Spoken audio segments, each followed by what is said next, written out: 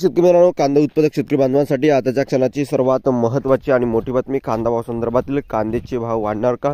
कांद्याचे भाव वाढणार तर कधी वाढणार, किती वाढणार, कशामुळे वाढणार, काय आहे महत्त्वाचे कारण, सविस्तर थोडक्यात संपूर्ण लाईव्ह अपडेट बातमी आपण एवढ्याच्या माध्यमातून जाणून घेण्याचा प्रयत्न करणार. तर महाराष्ट्रातील तमाम कांदा उत्पादक शेतकरी बांधवांना एकच विनंती, व्हिडिओ शेवटपर्यंत बघा. अतिशय महत्त्वाचा व्हिडिओ जर आवडला तर नक्कीच लाईक करा. सांगा चॅनलवरती नवीन असाल तर माझा शेतकरी युट्यूब चॅनलला सबस्क्राईब करून दुसऱ्या बेल आयकॉन म्हणजे घंटा नका, जेणेकरून माझ्याकडून नोटिफिकेशन तुमच्यापर्यंत पोहोचते करू शकता. कांदा लोडिंग सुरू करा उत्पादकांची मागणी.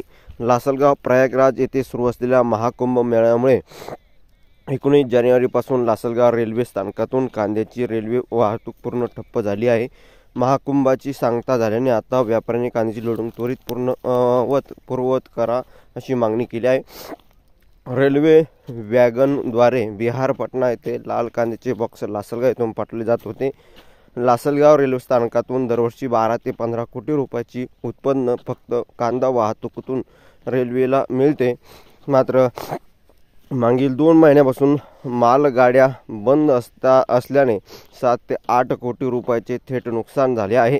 गेल्या 9 महिन्यात 10 कोटीचं उत्पादन फक्त कांदा वाहतुकीतून मिळालं होतं. मका वाहतुकीतून डिसेंबर जानेवारीमध्ये 1.25 कोटीची कमाई झाली.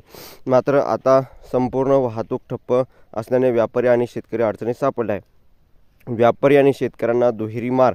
रेल्वे वाहतूक बंद पडल्याने व्यापाऱ्यांना ट्रकद्वारे कांदा पाठवल्याशिवाय पर्याय उरलेला नाही. पण रेल्वेच्या तुलनेत ट्रक वाहतूक तिप्पट महाग असल्यामुळे व्यापाऱ्यांना नफा नगण्य आहे.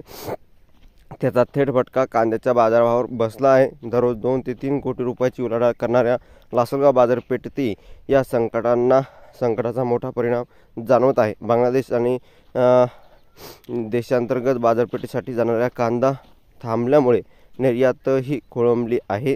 कांदा उत्पादक शेतकऱ्यांना आता लवकरात लवकर वाहतूक मार्ग पूर्ववत सुरू होण्याचीच आशा आहे. व्यापाऱ्यांची मागणी आता अधिक तीव्र झाली आहे. लवकर निर्णय न घेतल्यास कांदा बाजारपेठेवर मोठे आर्थिक संकट येईल अशी चिंता व्यक्त केली जात आहे. धन्यवाद. लक्ष्मी जेवण.